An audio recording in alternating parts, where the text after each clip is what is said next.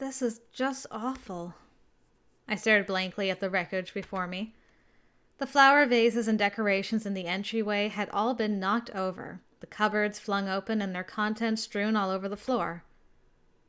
Why? What did the flowers ever do to you? Miss Arisu. I could hear the sympathy in his voice. Sorry, I'm fine. I smiled to alleviate his concern, then bent down and scooped up a fallen flower. Poor thing. Just then, I remembered the carnation sitting on my bedside table, and took off running up the stairs. Miss Arisu, wait! My room was a complete disaster. My favorite bedsheets and curtains were ripped to shreds, and pillow stuffing covered the floor. I looked at the bedside table to find that the flower vase was gone. At that point, I just wanted to cry my eyes out. Silently, I walked into the room and scooped the carnation out of the debris. Miss Arisu, it's not safe! I felt a sharp pain in the tip of my finger and realized a bead of carnation red blood had formed there. What did I tell you? Red grabbed me by the arm and dragged me down to the kitchen. Need to disinfect the wound. After I rinsed off my wound, I wrapped my finger in cloth and clutched it over my chest. I'm fine now, Red. Please, just get this flower in some water. We can still save it. This should be obvious, but your safety is more important than some flower. I shrank away slightly.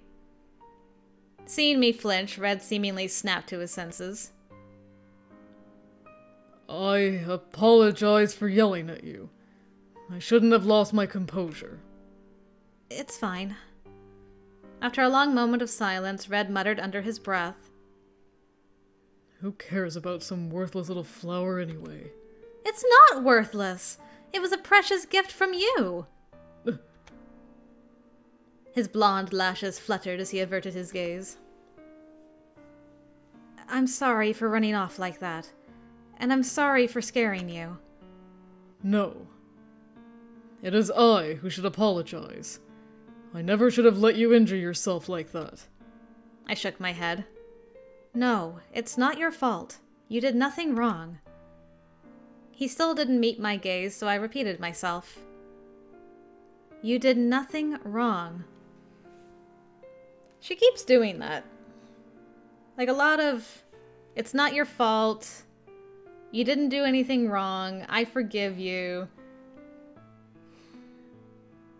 It's happened so many times. I'm like, is it coincidental at this point? It might be, but it's just a little strange. At this, he finally looked up. Thank you for helping me. I took his hand in mine as I spoke. He didn't scream? Interesting. He also looked... I don't know if angry's quite the right description, but... not a happy camper anyway. Later, once my wound stopped bleeding, we examined the rest of the house to assess the extent of the damage. Nothing out of place here either. Looks like only the entryway, the living room, and your bedroom were damaged then. Yeah. And you're sure nothing was stolen? Yeah. Red hastily scrawled into his notepad. Notably, all of the traps I set have been disarmed. A great deal of footprints were left at the scene, both inside and outside, so hopefully that should give us a lead. Granted, they're relatively small in size, but based on the shoe print, I think it's safe to say this was a man's handiwork. A relatively small man? In all likelihood, yes. Just in case, I'm going to check the most optimal places to see if I can find any fingerprints. Fingerprints? Really? Yes. Chances are good they left fingerprints on the door handles or on the furniture. As he spoke, Red began to dust a strange white powder on all the areas the culprit was likely to have touched. It felt like I was in a crime thriller. Afterwards, Red returned to me, looking grim. How'd it go? Not well. Despite the level of damage they achieved, the culprit managed to avoid leaving even a single print. That's a shame. Indeed. Unlike yesterday, today the culprit seems to have been downright methodical in their actions. Why would they do this? My voice wavered. Logically, it would suggest that they were searching for something. But if so, wouldn't they search every room?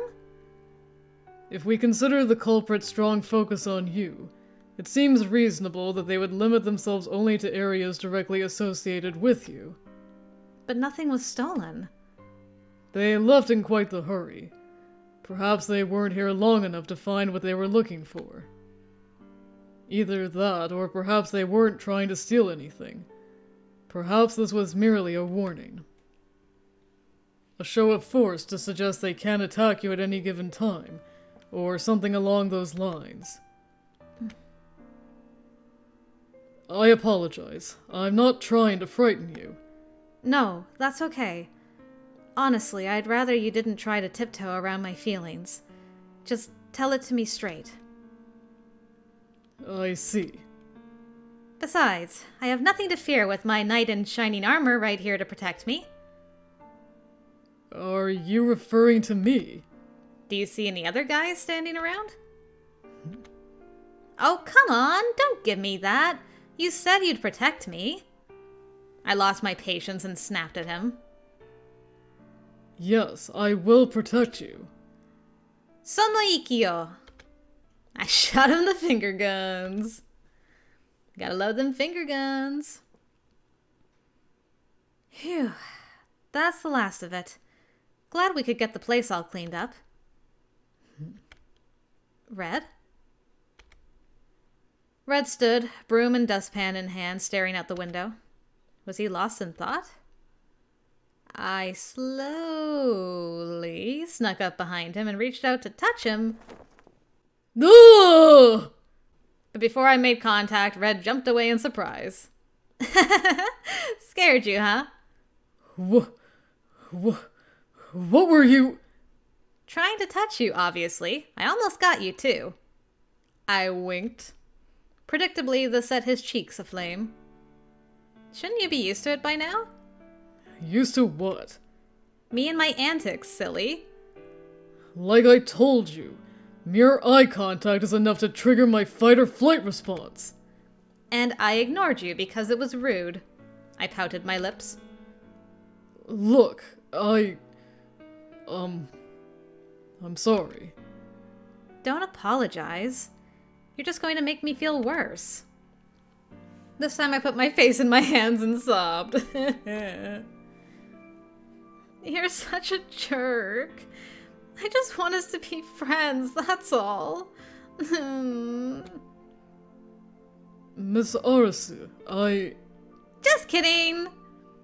I grinned at him, tilting my head cutely. Gugh. You incorrigible little liar! Hey, I admit the crying was fake, but everything I said was the honest truth.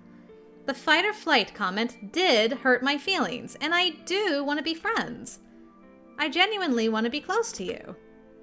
Both physically and emotionally. I aimed a finger gun and fired a shot at his heart. Bing! As I smirked up at him, he averted his eyes and fell silent. Anyway, you were thinking about the wolf, am I right? Yes. Tell me, what's on your mind? Did you learn something new about them? Well... His voice faltered. Just then, our conversation was interrupted by an ear-splitting crash. What the?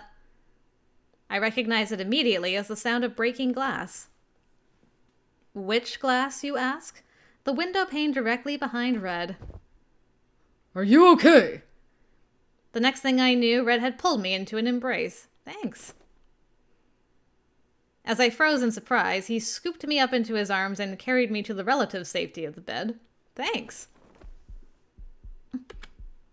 It was all so sudden. My heart was thumping out of control. Who was that? Red looked over at the window. The answer was obvious, of course. It had to be the wolf. Are you hurt? Oh, No. I'm fine. Once he made sure I was unharmed, Red heaved a sigh of relief. Almost like he didn't even realize he'd embraced and carried me just now. What about you? Are you hurt at all? At last, I found the mental composure to worry about something other than my own safety. Truth be told, I cared way more about his well-being than my own. I'm fine. I'm just glad to know you're unharmed. Relief was written all over his face. Aw, Red. My heart skipped a beat. Embarrassed, I stared down at the floor. Grief, anger, an uneven mix of emotions swirled in my chest. Now they've really crossed a line. I couldn't agree more. As my gaze wandered over the remains of the window, I noticed a baseball lying on the floor. Where did that come from? Red stooped and picked it up. Looks like there's some sort of letter attached. Sure enough, there was a sheet of paper affixed to it. I would have preferred a carrier pigeon. My light-hearted joke went unheard as Red unfolded and began to read the letter. His expression was so deadly serious, I didn't feel comfortable breaking the silence. But after he was done reading, or perhaps partway through, Red began to crumple the letter into a ball. What did it say? You're better off not knowing. Please, just tell me. At my request, he reluctantly dropped the wad of paper into my palm. My heart thumping in my chest, I unfolded it and began to read. I see. You betrayed me. I gave you a chance, but it looks like you still don't understand what it is you've done. If you refuse to admit your crime, then I'll kill someone you care about. And then I'll drown you in the lake. No crime goes unpunished. Repent your sins in hell. I repeat, no crime goes unpunished. It was without a doubt another blackmail letter. But it's different from the other one. Why would the blackmailer change his style? Because in the first letter, he cut out different characters to make up his message. This looks like it might have been... Trying to tell if it was handwritten or if it was typed out. Probably handwritten, but it's very precise. Very precise writing. It was without a doubt another blackmail letter. Unlike the first, however, it was dripping with malicious intent. Whoever they were demanding justice. I had anticipated something like this, of course, but that didn't make it any easier to swallow. No crime goes unpunished, I murmured aloud without realizing. I looked up to find Red staring at me, his hand outstretched in my direction. I was just... well... He awkwardly retracted his hand. He must have wanted to console me. Aw, thanks. Much as I was tempted to take his hand or give him a hug, I knew I couldn't. I hung my head, pursing my lips tightly together. Miss Arisu. No. Aww. He's trying so hard. Boy's trying so hard. Why have you changed out of your outfit? I'm still so confused. Like, are you just trying to be more incognito, or... I still want to see, like, the full outfit one of these days. Anyway. Cute. Just then, I felt the bed shift. Startled, I looked up to find Red sitting next to me, his face a deep scarlet. Then he put his hand on mine. Please, don't look so sad. I'm here to protect you. He stared pointedly at the broken glass as he spoke. It must have taken tremendous courage to overcome his discomfort. Thank you. His kindness made my heart ache. Aww. He's just a soft boy underneath it all. Together, we cleaned up the shards of glass and returned to the living room. It might be best for you to sleep here tonight. Yeah, maybe so. Not that I had much of a choice now that my bedroom window was broken. There were other bedrooms in the house, of course, but I didn't have keys to them, which meant I'd have to break down the door to get in. Not exactly ideal. I flopped down onto the sofa. The next thing I knew, a sheet of soft red velvet descended over me. What the... It's my spare riding hood. I just thought... You know, since you're still convalescing. Thank you. You're an angel. No, I'm not. You sure? You're always looking out for me. But I... Don't just stand there. Come over here and have a seat. I sat up to make room for him beside me on the sofa. After a moment of hesitation, he sat down, as far from me as possible. Sure enough, the moment we made eye contact, he pulled his hood down low. You're always wearing that riding hood, aren't you? You must be really attached to it. I didn't realize it was part of his daily wear. I thought it came with the uniform. I am. Where did you buy it? Oh, no. It was a gift. From that one friend you mentioned? His grandmother, actually. Whoa! She must be really talented. And she has an eye for style, too. I know, right? She's exceptionally skilled. Not only can she sew, she can cook, too. He excitedly balled his hands into fists as he spoke. Aw. Oh, sorry about that. No, don't apologize. Tell me more. This topic is irrelevant to you. So what? I still want to know. After a long pause, Red reluctantly gave in. A long, long time ago. Once upon a time. As a child, I learned that I was different from the other kids. I didn't fit in. So instead of going to school, I would go to the lake every day. And that's where I first met him. No matter how hard I tried to ignore him, he would talk at me endlessly. Frankly, it was annoying. But he considered me a friend, and so we ended up playing together. One day, he invited me over to his house. He lived alone with his grandmother, who he practically worshipped. She could be terrifying when she was angry, but she had a good heart. I was a stranger to her, and yet she treated me like a second grandson. Naturally, I quickly took a liking to her, and from then on, I'd visit their house every day. She would always bake cakes for me, patch up my torn clothing, tell me old anecdotes.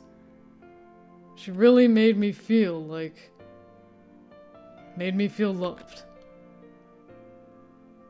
Then, one day she gave me a Red Riding Hood as a surprise gift. It was the first gift I had ever received, and I was so touched. The more I wore it, the more natural it felt, until eventually I couldn't stand to be without it. Sounds like these people were both really important to you. I don't know why I thought of it while hearing him talk about it. But I was thinking about like that first kind of flashback storybook picture thing we saw with what looks to be little Wolf, our friend. And I'm just wondering, like, if my theory is right, that Red is actually the wolf in this scenario. Like he's literally got like wolf ears that are hidden under this hood, which I still believe is the case. What if the friend asked the grandma to make him like a wolf hoodie so that his friend wouldn't feel so out of place. It's like, hey, we're the same now, you know, we both got ears. Like, it doesn't matter that mine's like a hoodie. Maybe? Just all of a sudden I'm like, what if? What if? That'd be kind of cute if it were true. But anyway. They were. He smiled, a faint, wistful smile. But in the next instant, it was gone. Your family still isn't worried about you. Huh? Here you are in a life or death crisis, and we still haven't heard one word from them. Oh, yeah. I smiled sadly. Your family is completely irresponsible. I don't care how busy they are. Do you disagree with his assessment? No. My lack of response brought him back to his senses. I apologize. As an outsider, I have no right to make comments about your family. Thank you. What? Thank you for worrying about me. For caring about me. No, that's not... Well, maybe.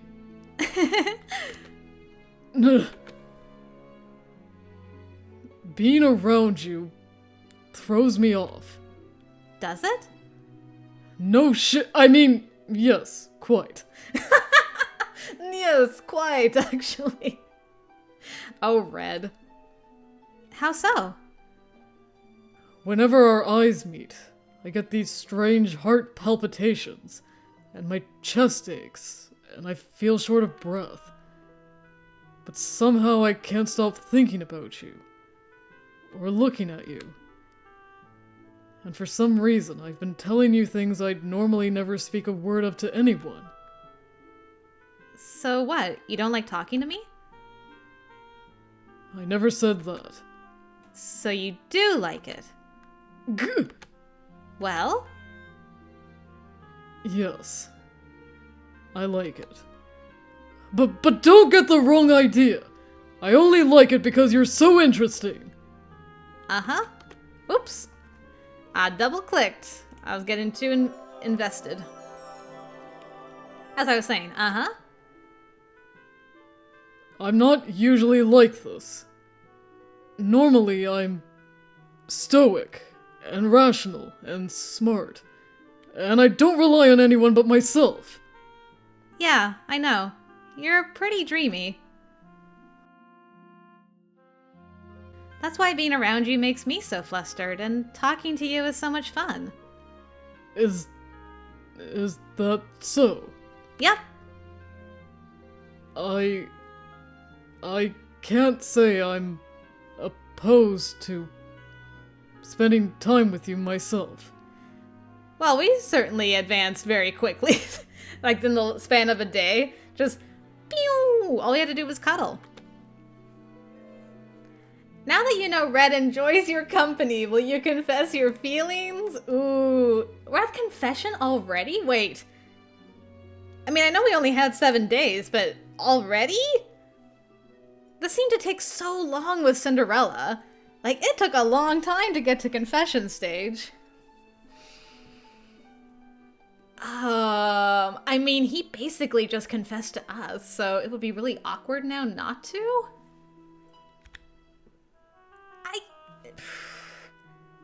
The flow of this is like throwing me off, so I'm like, is it time? I mean, he basically just said, I want to get to know you better and spend more time with you, so that sounds like the beginning of a possible date? Yes? Red, there's something I want to say.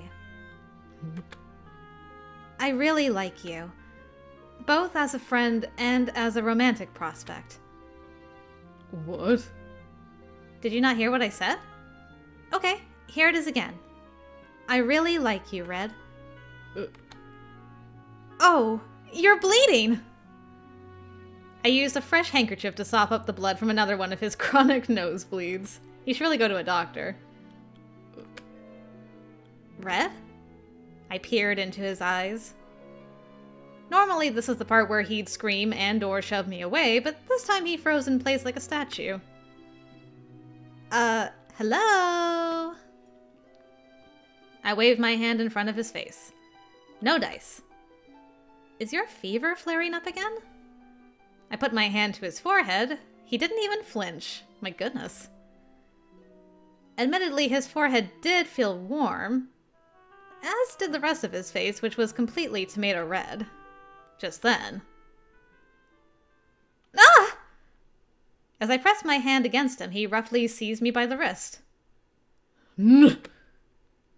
He glared at me, his cheeks flushed crimson. Miss Arisu! Yes? I shrank back, but he refused to relinquish his grip on my wrist. Instead, he leaned in. Red? Right as the tip of his nose brushed mine.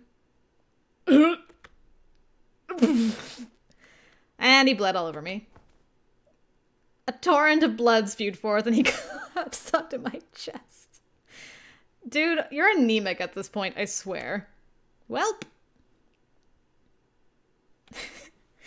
You don't understand romance, eh? You don't say. I assume he was trying to get his courage up for a kiss, but just like couldn't overcome the blood loss. I don't understand romance.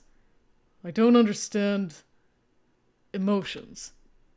Especially not hers. How can I get her to notice me? When I arrived home at our little cottage, no one was there to greet me. It was so dark and quiet that, for a moment, it felt like all that boisterous fun earlier was merely a dream. Oh hey, it's the birdcage room. I'm like, why does this look familiar? And then I'm like, it's the birdcage room flipped. When I flicked on the lights, I noticed a small amount of money on the table.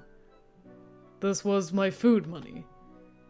You see, my mother worked at the flower shop. Oh, so that's why you like flowers, okay.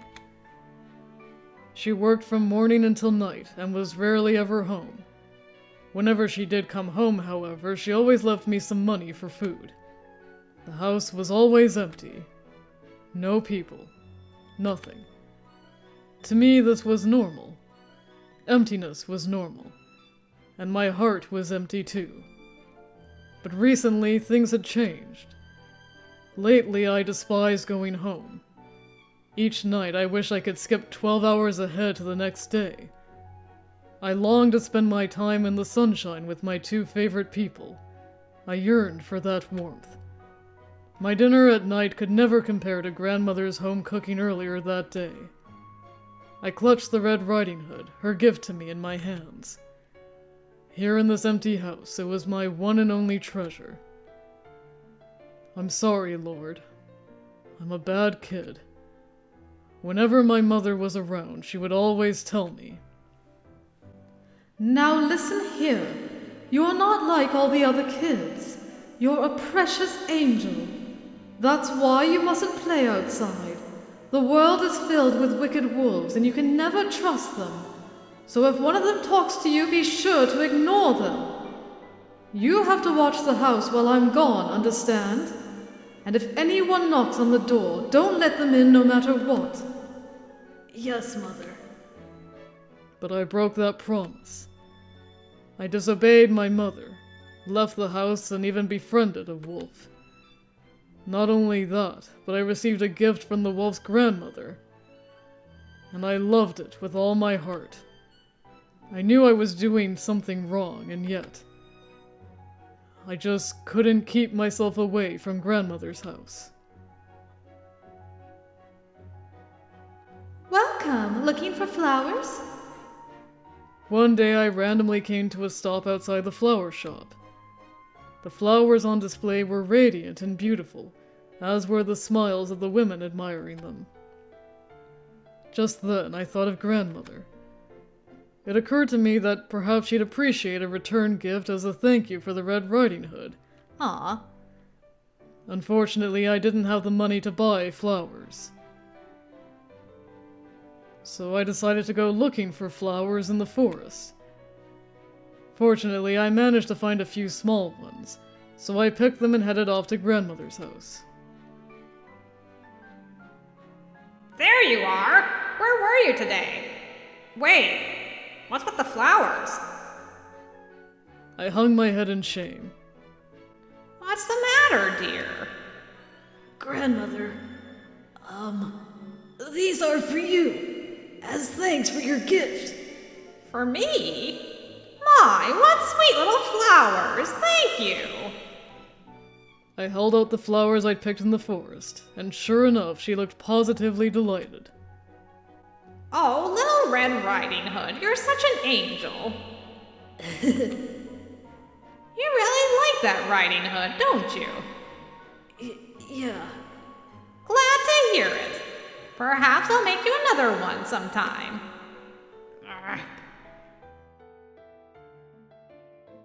When Grandmother praised me, it made me feel like maybe I wasn't such a bad kid after all. Was your friend getting jealous? I'm glad you like the flowers. On my way home, I passed by the flower shop once again. The flowers there were all much bigger and more beautiful than the ones from the forest. In an instant, I quickly grew ashamed of myself.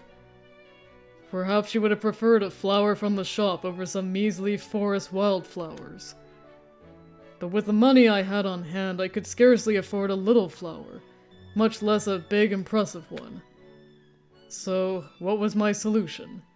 Please tell me you didn't steal. Okay, thank goodness. Simple. I decided to save up my money. I'm hungry. I didn't get an allowance, so instead I decided to use my food money as flower money. Naturally, I still needed to eat, so I bought the cheapest canned food I could find and subsisted off of that. So that's how you got started on that. I hope she'll like it. The thought of her smiling face made it easier to ignore my hunger. In the meantime, I continued to pick flowers from the forest every day.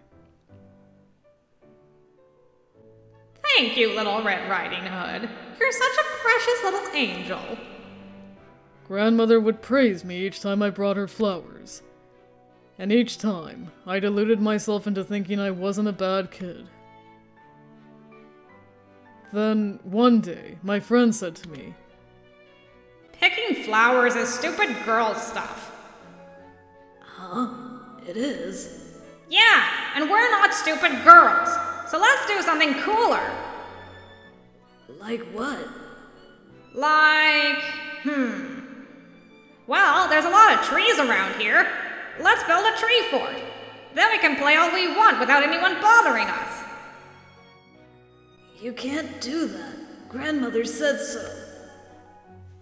because my friend had a weak constitution, he was barred from strenuous physical activity. Yep, definitely the same guy. Thus, Grandmother had asked me to watch over him, and make sure he didn't run himself ragged. I can handle it as long as I don't overdo it. You're not allowed. As I protested, my friend grew red in the face and began to shout at me. Oh yeah? You think you're some perfect angel now? Well, no, If you want to be a goody-goody so bad, then why are you here, huh? Shouldn't you be at school with the rest of them? Like I said, Mother told me I'm not allowed to go to school. Yeah, so? She told you not to leave the house either, but here you are. Yeah, but... Ooh! This is taking things too far.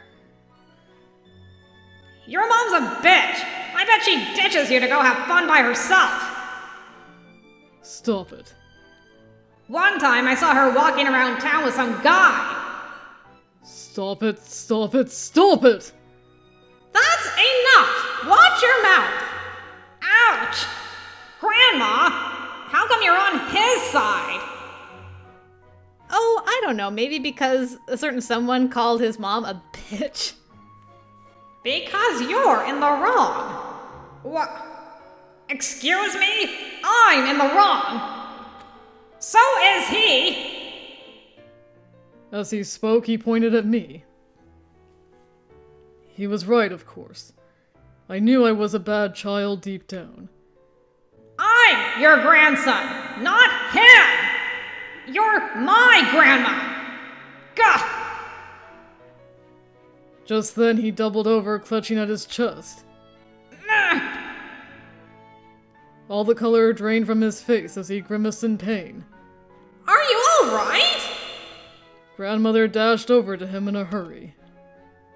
And in the process, she dropped the flowers I had given her. As he writhed in pain, she held him close and spoke in a shaky voice. It's gonna be alright. Hang in there, sweetheart. Your grandma's right here with you. Grandma. That was the moment I understood. I could act like an angel and give her flowers all I wanted, but I would never be her real grandson.